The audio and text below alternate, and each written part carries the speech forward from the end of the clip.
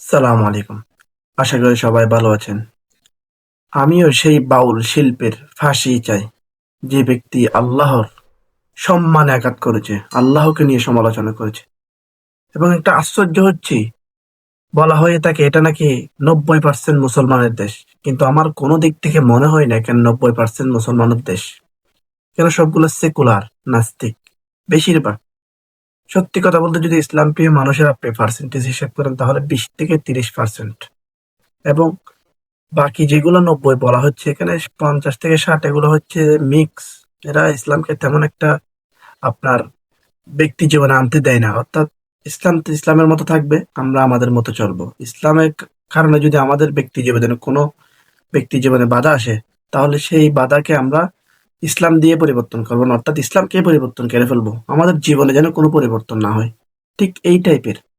আজকে দেখলাম মির্জা ফখরুলকেও বলতে, যে যারা বাউলের উপর হামলা করেছে এরা উগ্র ধর্মান্ধ। আরে ভাই, আপনার মতো গণতান্ত্রিক ধর্মান্ধ আমরা হতে চাই না। যে গণতান্ত্রিক আপনাকে কাফের বানিয়ে দুনিয়া থেকে বিদায় করবে, সেই গণতান্ত্রিক ধর্মান্ধ আমরা হতে চাই না। আমাদের জন্য ইসলামিক ধর্মান্ধ এটাই ভালো, এটাই বেস্ট, এবং আমরা এটাই চাই।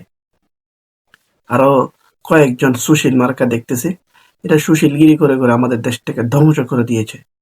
এদের কোনো খবর নেই, ইসলামের কোনো খবর নেই, দেশের ক্ষতি হলে তাদের কোনো খবর নেই। কিন্তু দেশের একটা যদি খান্তি লগ্নে সেটা ইসলামের পক্ষে যদি কোনো রকম কথা বলার প্রয়োজন হয়, তখনই তারা নিজেদেরকে সরিয়ে নেয় সেই জায়গা থেকে। প্রত্যেকবার, এইবার বুঝি না, প্রত্যেকটা বার এই ঘটনা ঘটেছে এবং এটা ঘটবেই।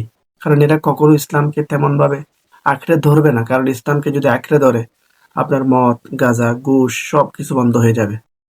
কারণ যারা ইসলামকে আঁকড়ে ধরবে তাদের জীবন একটু হলেও কঠিন হবে। কারণ ইসলামের বিধি, ইসলামের যে নিয়ম তান্ত্রিক চলাফেরা, এটা সহজে কেউ নিতে পারে না।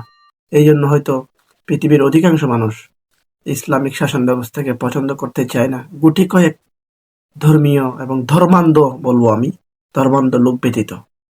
তো সুতরাং নিজেদেরকে ধর্মান্ধর মধ্যে করেন, ইসলামিক ধর্মান্ধর মধ্যে নিয়ে যান। গণতান্ত্রিক ধর্মান্ধর নামে যে দলে অন্তর্ভুক্ত হতে চাচ্ছেন, ইমান নিয়ে দুনিয়া থেকে যেতে পারবেন না।